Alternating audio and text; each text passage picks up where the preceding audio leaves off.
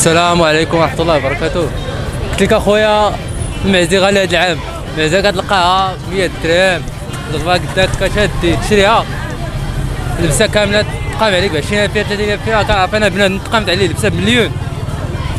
اخويا شنو درت نهار العيد؟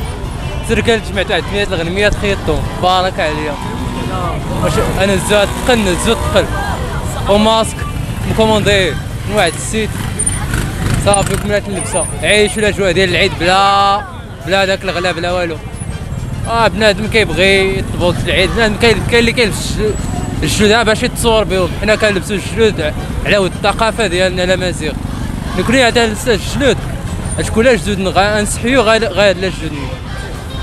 ولا جوا ديال العيد دازو هما هادوك، عيدنا مع عائلتنا. العيد في اكادير ماشي كاع المدينه، العيد في اكادير طوب تاع الطوب.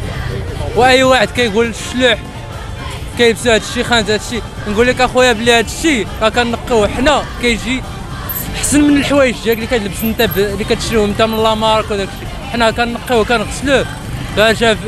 جافي اللي كنديروا الغنمي ما حساك المعزي، كنجيبوا الكافور الشبا صاني كروا حنا وكندبغوه وكندو الجلد. الفرق بين الجلود والجاكيطه ديال الجلد راه والو، هذاك الزغب لي زايد. الفرق بين الجاكيطه ديال الجلد اللي كتشوف لابسه بنادم 30,000 40,000 ريال، والجلود اللي كيلبس بنادم هنا كينقيهم كيتقام عليه 40,000 ريال 30,000 ريال، راه ها الزغب اللي كيكون زايد فيهم، ها الزغب والسلسله.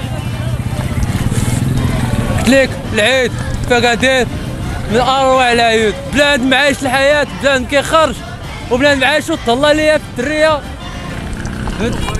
والله مبارك عواشركم كلكم عيد تما ديستمو.